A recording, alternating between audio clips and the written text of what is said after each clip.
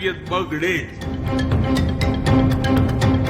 It is an improper comment to make. This is an whole of India approach. This is taking everybody along. Hello everyone, you're watching News Epicenter with me, Maria Shakir. A political tussle has erupted over India taking the reins of the G20. Senior Congress leader Jairam Ramesh attacked the centre on Twitter saying, and I quote him, previous presidents of G20 have been US, UK, Canada and South Korea, but none of these countries staged a high-voltage drama as is being done around India becoming the G20 president for a year. Jairam Ramesh took a direct shot at Prime Minister Narendra Modi, calling him an event manager. The political war comes as India expands its diplomatic clout on the world stage. Prime Minister Narendra Modi made the pitch of one earth, one family, one future. He said that India's agenda during its G20 presidency will be inclusive, ambitious, action-oriented and decisive, with climate change and terror being the top priority.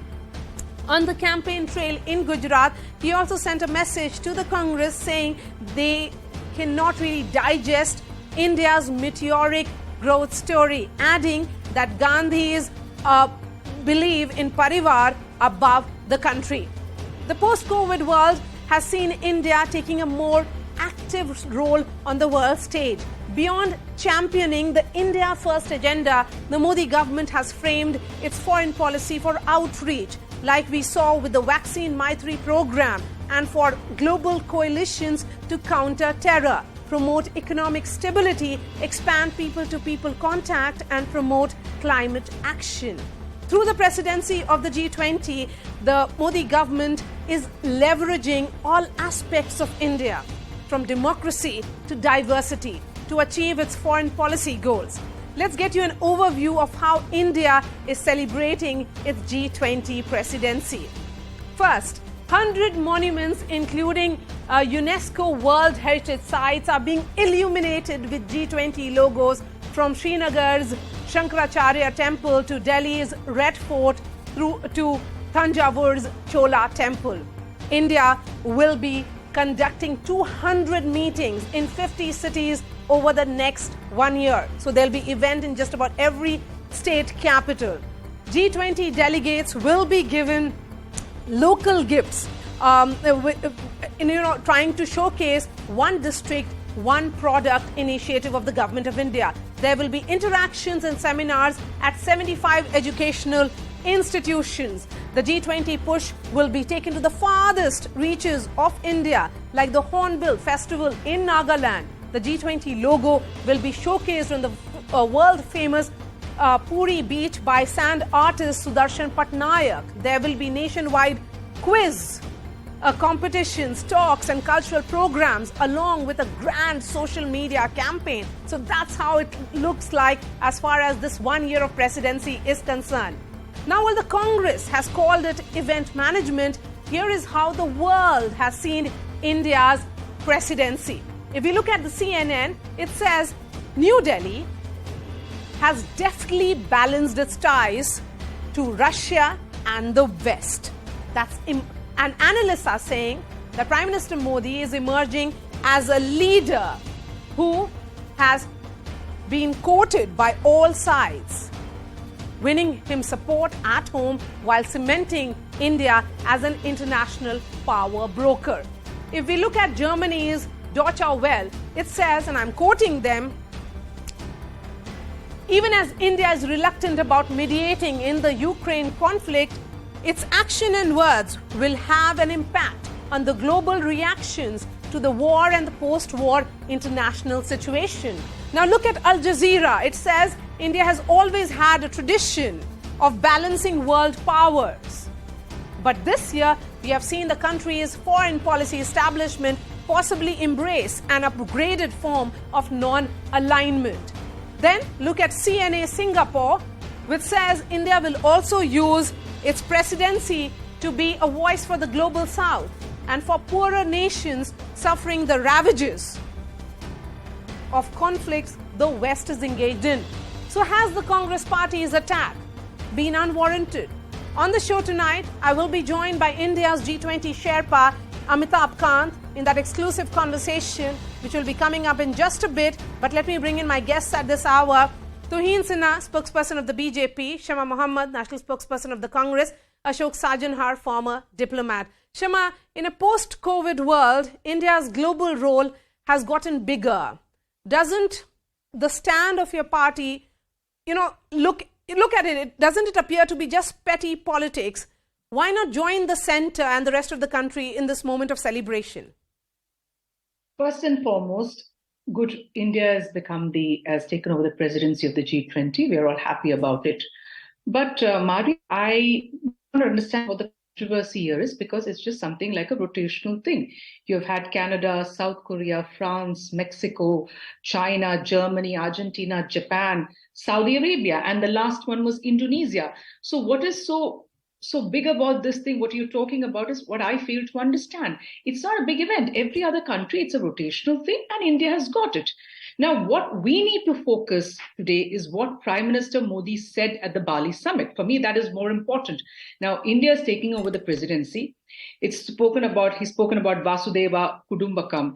Spoken about one earth, one family, one future. He spoke about peace and security. He spoke about inclusive development. He spoke about environment, which is also very important. So when I hear all these things, and he spoke about gender equality, about women's participation is very important. Now, when I hear all this, the most important thing I start thinking is inclusive development. Why don't we start it at home? That is where everything, charity begins at home. Where about women, he spoke about women, he speaks about environment. The environment, I live in Delhi, you live in Delhi, you are in the NCR or wherever in this part. And what is the winter here? It's horrible. The air is, pollution is 420 sometimes it goes up to. So what I'm trying to say is that we need to go on a war footing for controlling pollution like China did in 2014. Yes, and but that is also a joint effort for which the Aam Aadmi Party government has much to explain than the center. No, I'm just going to, let me finish, Yes, Maria. you've made your point, Shama. You've made your point, because all those questions have to go to the BJP now. Yeah, so does the Congress have a point when it says that this push for G20 is aimed at the elections? Because whole of 2023 will be seeing big events, and then 2024 elections will be happening. Respond to this charge of the Congress party that, if anything, this is diversion from the real issues. Well, Maria, the Congress party, driven to despair by its infinite failures, goes into depression whenever anything good happens to the country.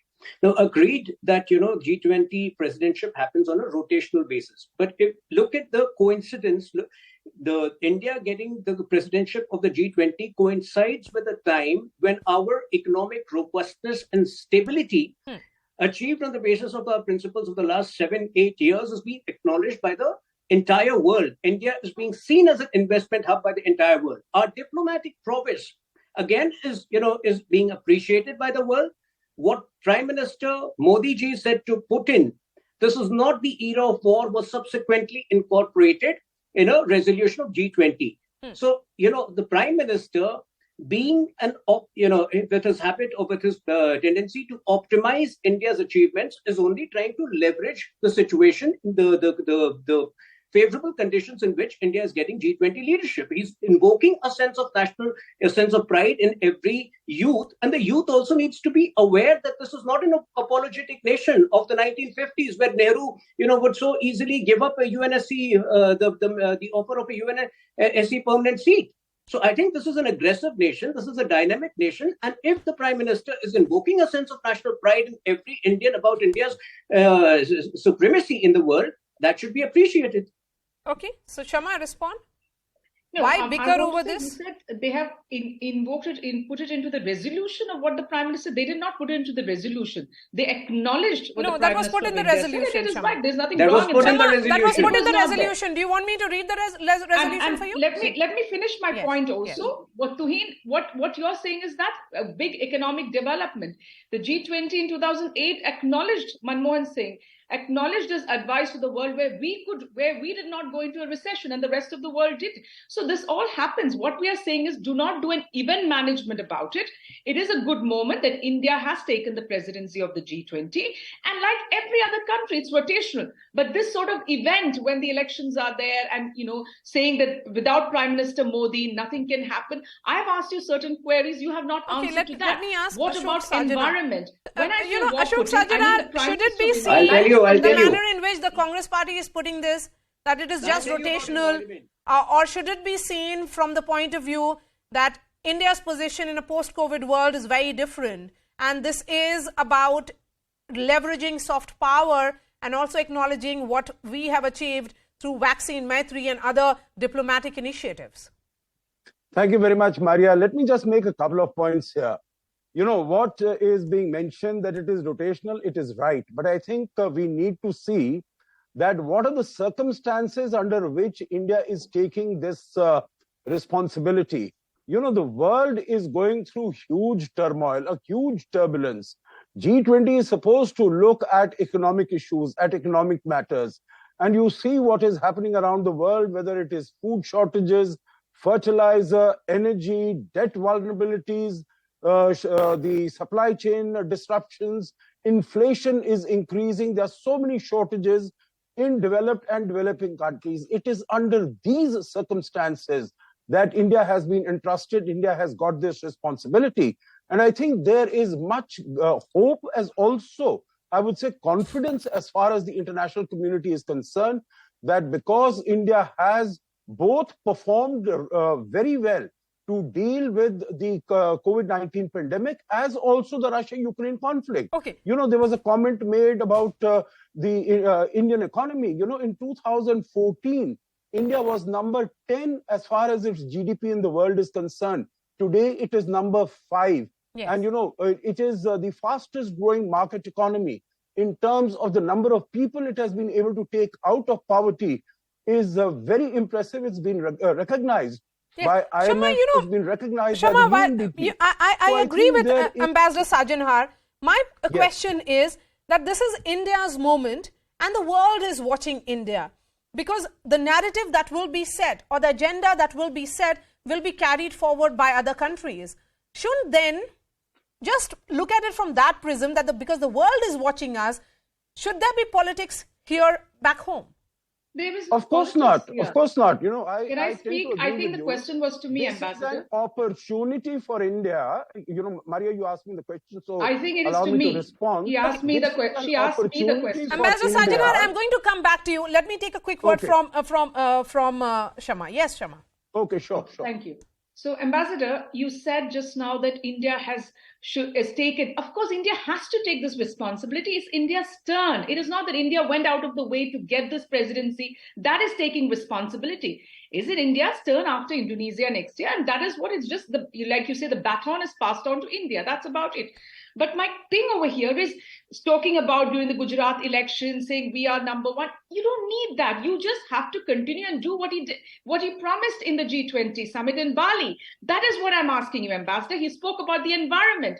Let's go on. Let him call the chief ministers of the 4 states, UP, Haryana, Punjab, and Delhi, and sit with them and sort it out for you and everybody about the environment. What we inhale. I want him to talk about inclusive development. Maria, what is inclusive development when his own chief minister, Mr. Hemanta Biswa Sarma, says there is love jihad in the murder of Shraddha? I mean, I cannot understand. No, from where is Shraddha murder case coming in this entire argument? I want to know. I want to know what is inclusive Maria, development. I say this with responsibility. You have to practice at home what you preach. Okay. I want to ask all these questions. Tuhin I want to know. I say. You have to make your point, Shama. Let Tuhin speak now. Tuhin, Maria, I say this with responsibility. The Congress is increasingly ignorant in its criticism of the government. Just now you pointed out, about the Congress saying that it was not included in the Prime Minister's statement, was not included in G20 resolution. It was. Again, when it comes to environment, since Shama has been repeatedly asking me about environment, she must know that India is way ahead of its targets in terms of reducing carbon footprints. No, it is not. India, the transition You can't come on into national renewable TV and lie to energy. me.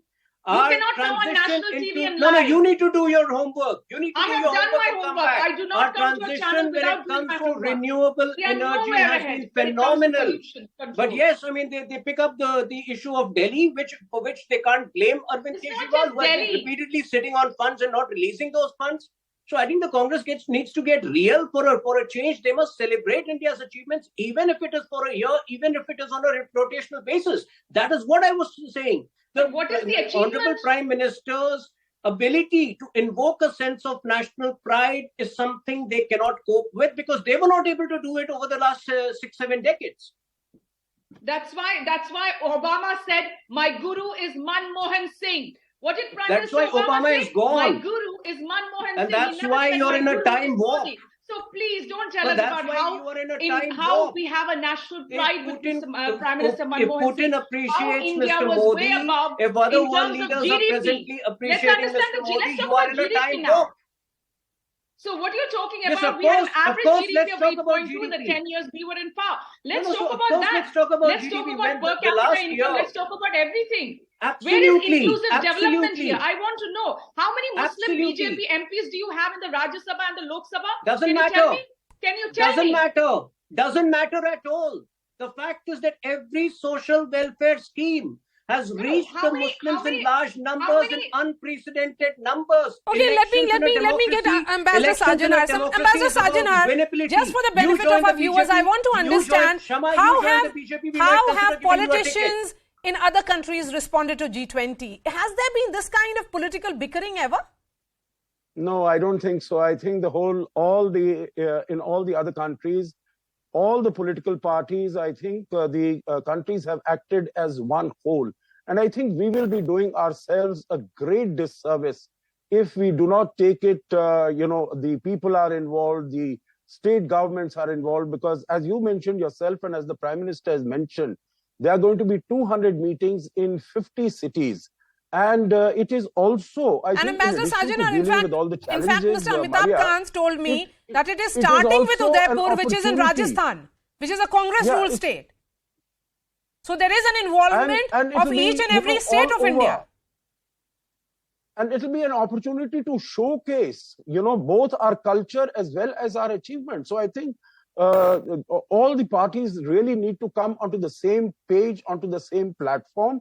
And I think as far as, Maria, if you permit, on the environment issue, I think India is the only G20 country which has met its Paris Accord commitments as far as environment is concerned. Now, when the lady is talking about environment in Delhi, I think we need to recognize that ours is a federal structure. And, whatever is the local government, it is their responsibility basically to take care of the environment. I don't think you can pass on the responsibility to the central government, but this is a matter of detail that we can go into. But otherwise, at the macro level, whether it is in terms of bringing down greenhouse gas emissions, in terms of declaring the... Okay, Ambassador, just 30 seconds for you. I want to understand again from you, because it's playing out, domestic political, tutu meme is happening on this issue. Let's look at how the world is viewing, because this is, as I said, it's a huge opportunity for India. Do you think this kind of politics that's happening will be viewed, negatively by the world? I think politics apart, we will not be able to put our best foot forward. And I think this is an opportunity that we have got, that all of us need to get together. Only then will we be able to put our best foot forward. And if we are able to not take full advantage of this opportunity, I think we'll be missing out hugely on this. It's a moment for India and also a huge opportunity. Thank you so much for joining me. Ashok Sajanar, Shama Mohammed and Tuhin Sinha will be continuing for the next debate. But before that, our big newsmaker, Amitabh Kant, G20 Sherpa, is joining me live. Mr. Kant, really appreciate your time. How do you look at Congress Party's allegations that the G20 presidency is rotational and India's presidency was inevitable? Previous presidencies, whether in Bali or Italy, there has been no high voltage drama as it is being done in India. And I'm quoting Mr. Jairam Ramesh, where he said, I'm reminded of L.K. Advani, who in 2014 called Mr. Modi a brilliant event manager. That's all there is to the spin around G20. Also, the Congress is eventually alleging that the last month. I mean, the entire event will be playing out in 2023, which will be leading up to 2024 Lok Sabha elections. No, it's a bizarre statement because there is a lot of content, there is a lot of homework done, there is a huge amount of issues, what we call the priorities, which are discussed. All through the year, it's about discussing on priorities. It's about discussing on shaping the future of the world. It's about driving inclusive and resilient growth. It's about bringing in, accelerating the pace of sustainable development goals, education and health. Vast number of people have fallen below poverty line. It's about climate finance. It's about restructuring the multilateral financial institution. It's about digital transformation agenda, which will form a very integral part of what we have done through the digital public goods. It's about women-led development. This is all content. When you do this kind of a content, every single G20 holds, every working group. In the Sherpa track, there are 13 working groups. There are 8 finance tracks. There are 20 engagement groups. Nothing is different from what other presidency do. They hold meetings. We are doing exactly what UK did. We are doing exactly what USA did. We are doing exactly what Indonesia did. We are doing exactly what every single G20 country has done. And this is the process which is built over the year so that you can then have the leaders meeting and arrive at a final communique. To say that this is event management is absolutely wrong and incorrect and improper. Okay. Mr. Kant, in India, we have seen criticism around the G20 logo and, of course, this event management comment which you are saying is bizarre. How is the world viewing this politics playing out here in India? Do you think it will send a wrong message outside? No, it is an improper comment to make. This is a whole of India approach. This is taking everybody along. We are right now working with the government of Rajasthan. We've got all support. The first event is being held in Udaipur. Every single person in Udaipur, every single official has helped us. It has led to the building up of infrastructure. It has led to the cleaning of infrastructure in Udaipur. A later meeting is being held in Kerala. Many meetings are being held in different parts of the country. Everyone is supporting it. This is a whole of India effort. This is about cooperative federalism at its best. You're saying that this is cooperative federalism at its best. I'm looking at this article that has been written by Prime Minister Narendra Modi. He said that India as a leader will be inclusive, ambitious, action-oriented and decisive. How is India going to push this agenda and how do we want the world to look at us? What do we hope to achieve both diplomatically and also back home here in India, domestically? So one is that there are huge challenges at the moment. You have the geopolitical crisis in Europe. You have vast segments of population falling below the poverty line. Many million people have lost their jobs due to COVID. You have a scenario where climate finance has not been provided for by the developed country, which they had committed to in 2009.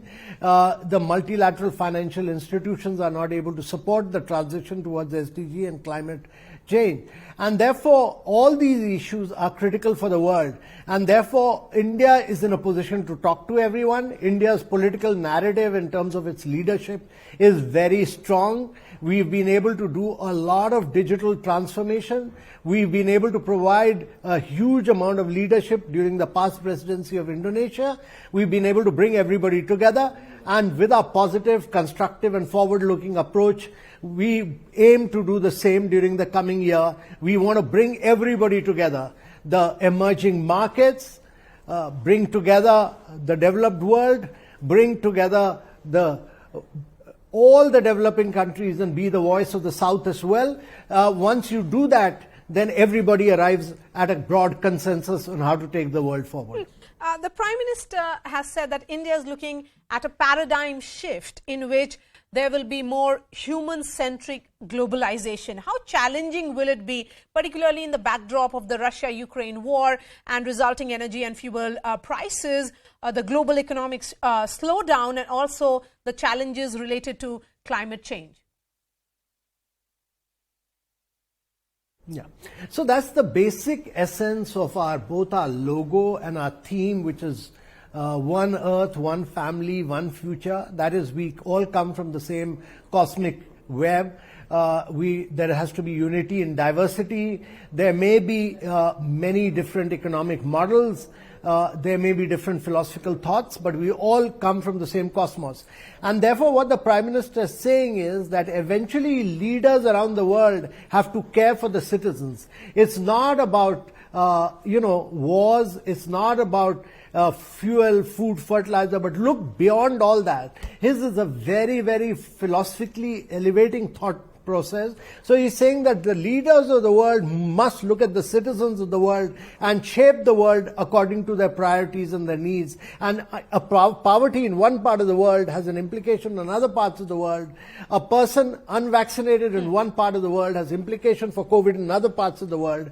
And therefore what he's really saying is that all of us need to work together to take the citizens and the population of the world forward. Mr. Khan, since you have spoken specifically about startups, the digital world, health and pharmaceutical transformation become very important as key issues that will be discussed by the member countries. In India, we have seen positive growth stories that are coming in from the digital world as well. We are witnessing huge transformation as well. Now, talking specifically about the contentious issue in terms of the global trade, like the Indo-Economic Framework, Pacific Framework, how do you see that shape in the G20 presidency of India? So one key thing is what India has done in the world of digital public goods. We've been able to create identities for everyone. We've been able to create bank accounts for everyone. Every second bank account opened in India during 2015 to 2018, every second bank account in the world came from India. And therefore, it's important to understand that digital technologies transform the lives of citizens in India. Now, there are 4 billion people without a digital identity. There are 2 billion people who remain unbanked. There are 103 countries, 133 countries without a payment mechanism.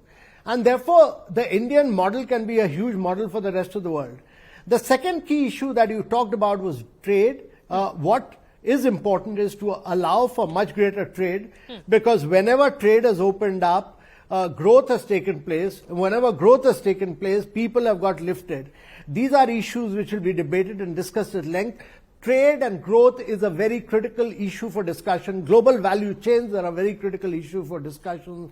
Diversifying production in different parts of the world are a very, very integral part of India's G20 presidency. Since you've spoken about Global South, I want to understand from you this Global South bloc. How does that fit in India global geostrategy objective? India says it will be the voice of the Global South and will work to depoliticize the global supply of food, fertilizer and medical products.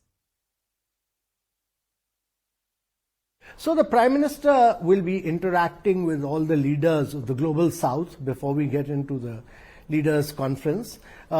We have interacted informally with many countries of the South.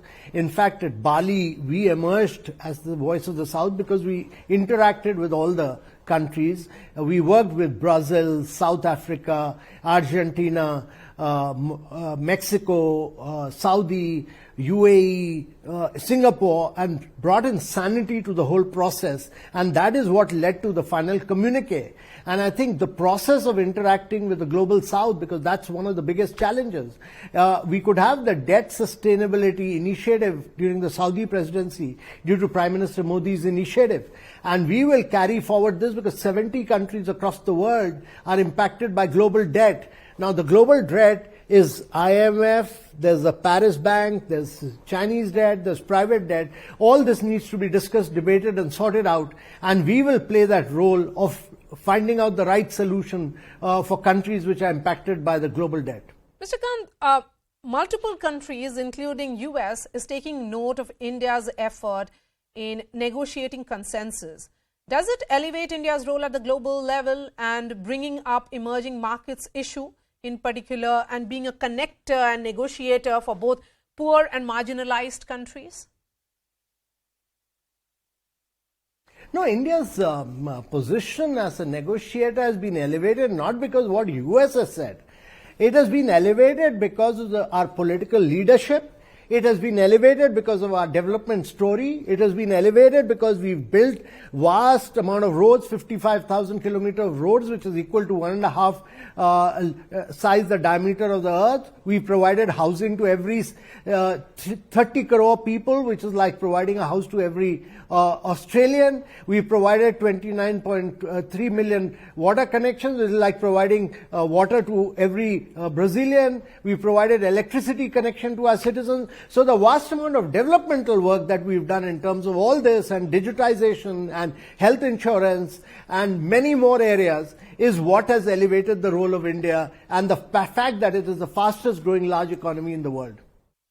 My last question to you, in one word, as the Sherpa of G20, how do you describe India's presidency?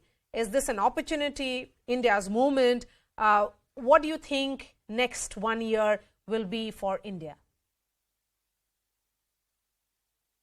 There's a crisis in the world. Every crisis is an opportunity. India will seize this opportunity to bring global good.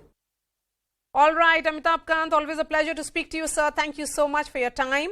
And thank you for that reaction that came, particularly on what has been politics back home here in India on the entire G20 presidency. Shifting focus to the entire civil UCC push. After Uttarakhand opened the floodgates by promising to implement the Uniform Civil Code, other BJP-ruled states are now joining in. Madhya Pradesh Chief Minister Shivraj Singh Chauhan has stated that a committee will be constituted to oversee the implementation of the Uniform Civil Code. Maharashtra Deputy Chief Minister Devendra Fadnavis has said that the constitution has put the responsibility on the state governments, while Haryana Home Minister Anil Vij has said that the state government is considering bringing the Uniform Civil Code. Remember, until now, Goa is the only state to implement the Uniform Civil Code. This has been one of the signature promises of the BJP in almost every election manifesto, and that is the point of attack coming in from the opposition, which claims it is no more than a political stunt aimed to polarize the electorate. But there are the arguments for and against. I'll bring that, but before that, here a quick wrap of all the sound bites.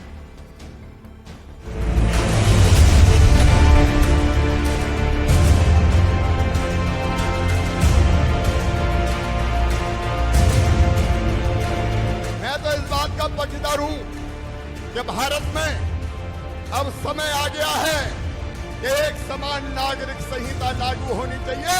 एक से ज्यादा शादी क्यों करें? एक देश में दो विधान क्यों चले?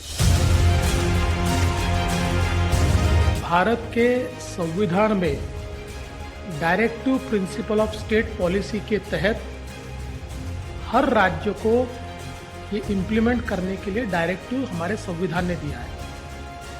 किन्हीं कारणों से हमारे देश में नहीं हो पाया। मुझे लगता है कि धीरे धीरे सभी राज्यों को ये करना है, करना भी पड़ेगा। महाराष्ट्र भी उचित समय पर इसके बारे में सोचेगा। यूनिफॉर्म सिविल कोड एक ही कानून से जो सारों पर लागू होगा उसकी बनाने की बात की जा रही है, और हरियाणा में भी हम विचार कर रहे हैं। 2018 में लॉ कमीशन ने ये कहा था, चुनाव आ गया, गुजरात के चुनाव आए, हिमाचल के चुनाव के वक्त पर यही मुद्दा उठाते हैं जो ध्रुवीकरण को प्रोत्साहन देते हैं। सबको एक आंख से देखें, हिंदू, मुस्लिम, क्रिश्चियन, ईसाई, सबके घरों में इल्म की और एजुकेशन की रोशनी को पहुंचाओ, उनको समझाओ, इसमें वो मत करो।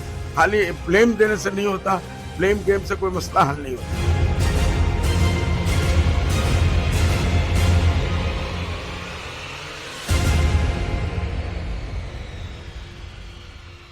arguments for and against Uniform Civil Code. First, let's take a look at this.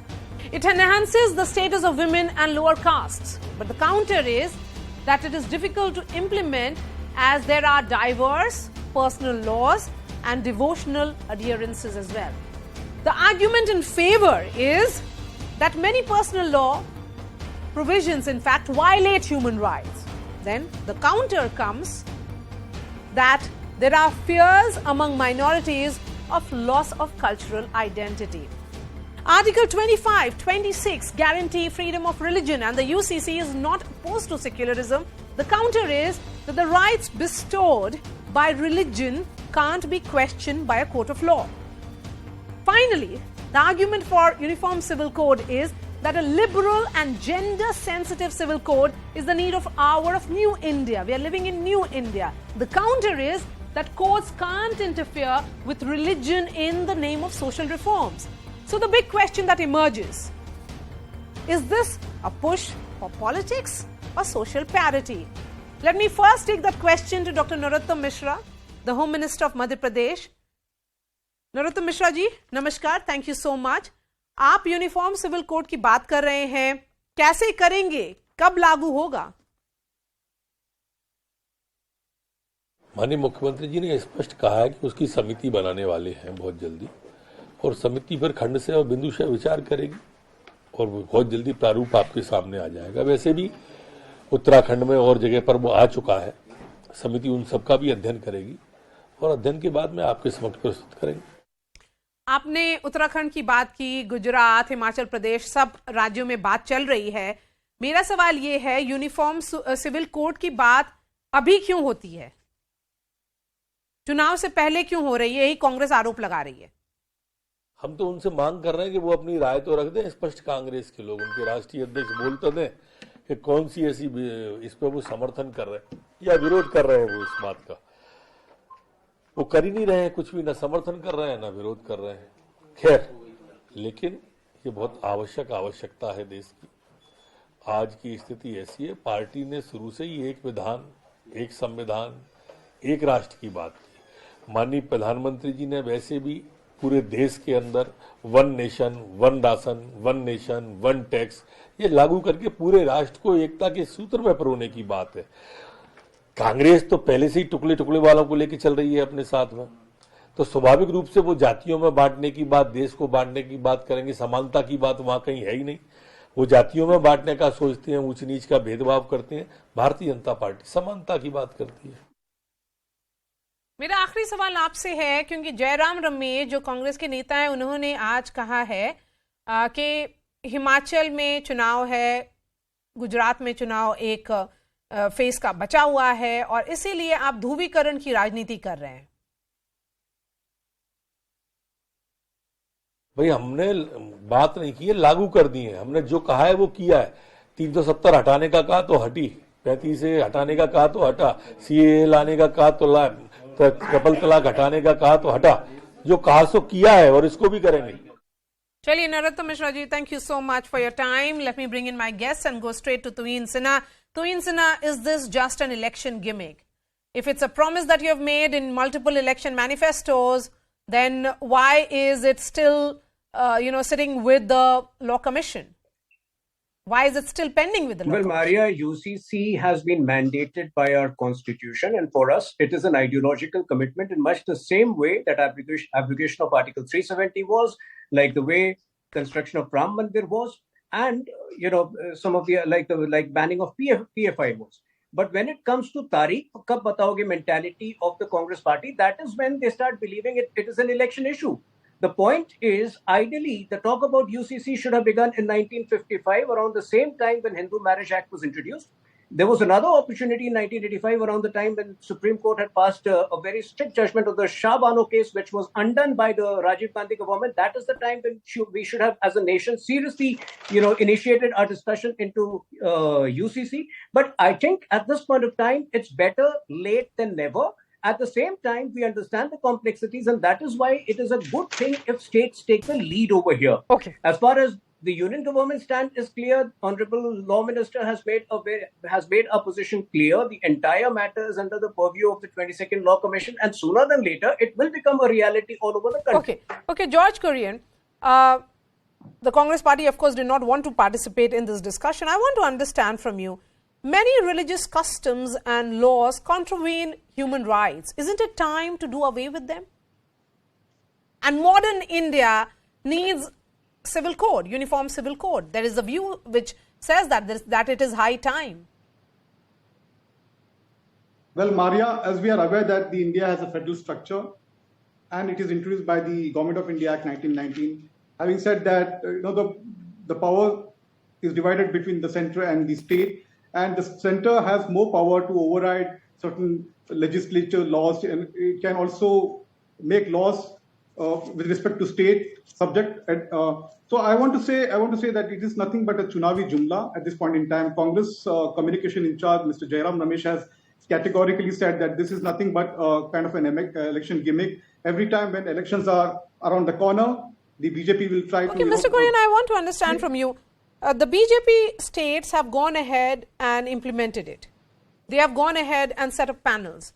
What about the Congress rule states? You have 2 states with you. Well, and Maria, states where you are in alliance. Well, Maria, the point needs to be noted that BJP, when it came to power in 2019, it had categorically made the UCC was their promise that they had made. What is stopping the BJP to introduce a bill in the Lok Sabha? And secondly, this is nothing. This will take a lot of effort. Okay, so you are saying that if BJP introduces a bill, the Congress party will support it? Well, something which is uniform at a national level, why not? Okay. We also believe, So, Insina, what is stopping the BJP in expediting the entire process? Let me वो लोग बोल रहे हैं समय कब बताओगे, पूछ रहे हैं कि आप जल्दी से ले आइए. When it comes to UCC. You know, Maria, as recently as 2 or 3 days ago, the Honorable Home Minister has reiterated our commitment to UCC. I don't understand why these people get so impatient, because sooner than later, we had for years, for the last 3 years, we had this debate on when are you going to ban PFI. We did it, and then they, fortunately, the Congress has learned its lessons. It doesn't oppose it as much as it used to before. The same is going to happen with UCC. Trust me, don't keep asking why are you doing it now? When are you going to do it? Because the day we do it, that will leave you, the opposition parties, absolutely shell-shocked and running for cover. So they are saying that they'll not oppose you to Insina. Let me bring Rahul Ishwar as well. Rahul, where do you stand on this? Is it time for parity across religious lines? Rahul, you have to unmute yourself. Yeah. The greatest left liberal secular politician and leader of India, Jawaharlal Nehru, strongly supported uniform civil code. The greatest father of the constitution, our Baba Saheb Ambedkar, supported uniform civil code. But equally, the greatest of RSS personality, the greatest of Sarsang Chalak, Pujaniya Guruji Golwalkar, went on record to say that UCC, uniform civil code, will destroy India. He said what India needs is unity and not uniformity. What India needs is Hindu-Muslim brotherhood and not uniform civil code.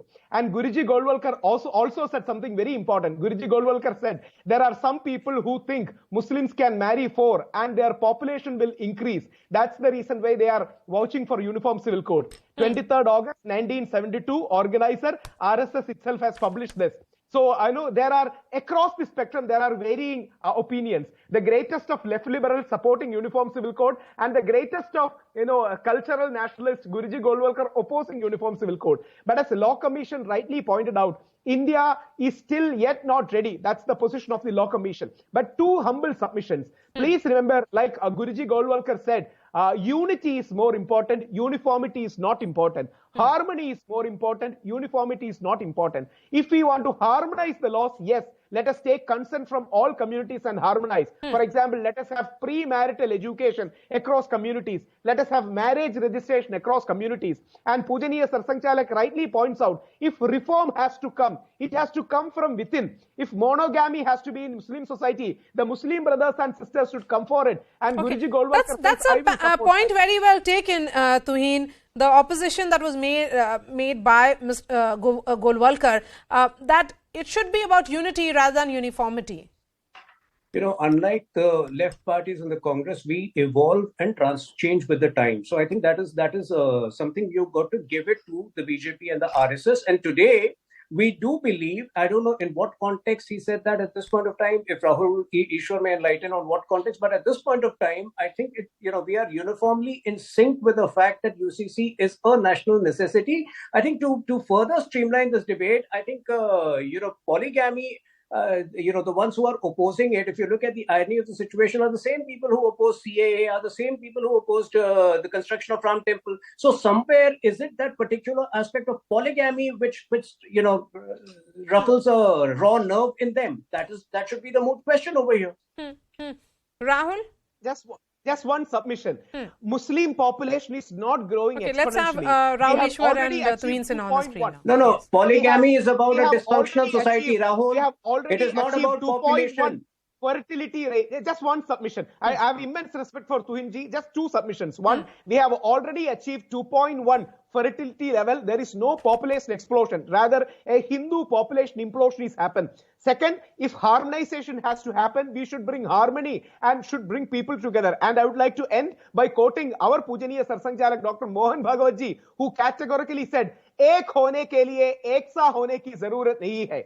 To be united, to be one, you need not be similar to everyone. That means we can have diversity and still have unity. If that is the guiding principle, I hope we can harmonize all the laws. But it should not be bulldozing. Rather, Guruji Golwalkar's quote should be remembered, and that should be, I consider that the holy Gita of Indian politics, because he has captured every nuance of it. And he rightly pointed out, more important than uniform civil code, we need to have Hindu-Muslim brotherhood. This comes from the greatest of Sarsangchalaks, who led RSS for nearly 33 years and who was considered a saint by all. So that kind of Gandhian centrist position. Maria, polygamy and population control are unrelated issues. Polygamy is about gender neutrality.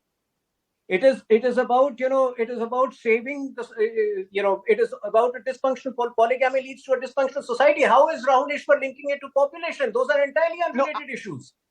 I am not linking, sir. It was Guruji Golwalkar who said. So where does population come over here? Reform come from inside. It was not me. It was published in Organizer. It was by the longest serving Sarsangchalak. I consider him a saint after Mahatma Gandhi. And Guruji Golwalkar says, there is an inhibition in Hindu community regarding Muslim population. This is a negative way, एक गलत रास्ता है to address this particular problem. I agree there should be large harmonization, but the intention should be pure, the intention should be good, and it should be bring to unity. Rather, harmonizing our diversity should be the progressive man like you, Rahul, a progressive man like you should be talking about gender neutrality when it comes to UCC. Why are you so obsessed about population? We are all aware of the population data. Post 2047, India might have a declining population. We are all aware of it.